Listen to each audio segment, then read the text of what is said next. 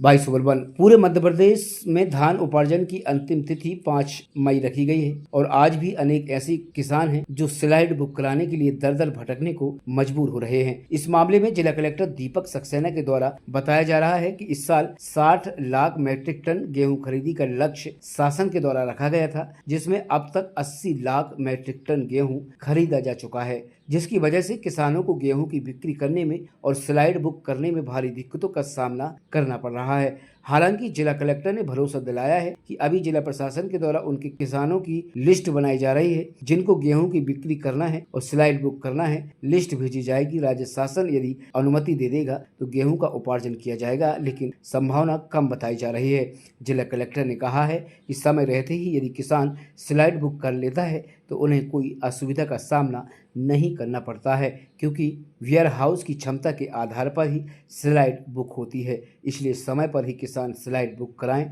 और अपनी गेहूं की बिक्री कर सकते हैं। यदि अब गेहूं खरीदी केंद्रों में गेहूं किसान की स्लाइड बुक नहीं हो रही है तो वो किसानों के लिए अपील की है कि वो मार्केट पड़ा हुआ है, मार्केट जाकर अपने गेहूं की बिक्री कर सकते हैं।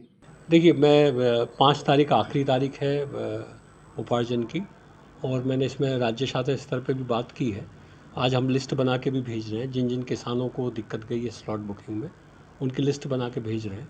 उम्मीद है कि वहाँ से अनुमति मिल जाएगी। हालांकि ये आपकी जानकारी के लिए मैं बताना चाहूँगा कि जो गवर्नमेंट ऑफ मध्य प्रदेश का जो टारगेट था 60 लाख मीट्रिक टन का गेहूँ को खरीदने का, वो 60 लाख मीट्रिक टन से कई ज़्यादा गेहूँ जो है वो लगभग 80 लाख मीट्रिक टन गेहूँ ऑलरेडी खरीदा जा चुका है। तो जो टारगेट है वो टारगेट पूरा हो चुका है।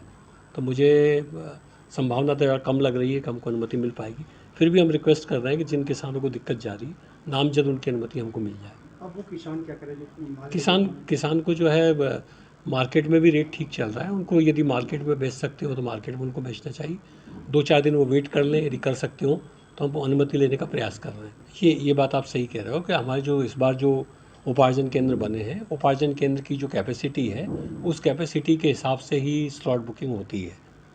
तो जिन लोगों ने पहले करा ली उन लोगों का पहले हुआ। यदि आप बात समय पर नहीं करा पाए, बिल्कुल लास्ट डेट का आप इंतज़ार करते रहे, तो हर उपार्जन केंद्र की कैपेसिटी है कि वो कितना माल खरीद सकता है, कितना वहाँ पर रखा जा सकता है। तो अब यदि आप लास्ट मोमेंट तक यदि बैठे रहे कि हम तो आखिरी तारीख में कराएंगे, तो ये दिक्कतें कभी कभी जाती हैं इस तरह की चीज़ों में। मैं बता रहा हूँ ना आपको कि यदि मान लो कुछ किसानों को दिक्कत गई है, उनको मैंने जेएसओस को कहा है कि उनके नामों की लिस्ट बना लें। उन लोगों के नामों की लिस्ट के साथ हम राज्य शासन से रिक्वेस्ट ही करेंगे कि इनको एक विशेष अनुमति दे दी जाए। मुझे उम्मीद है कि यदि नामजद हम काम लिस्ट भेजेंगे तो अनुमति शायद मिल जाएगी।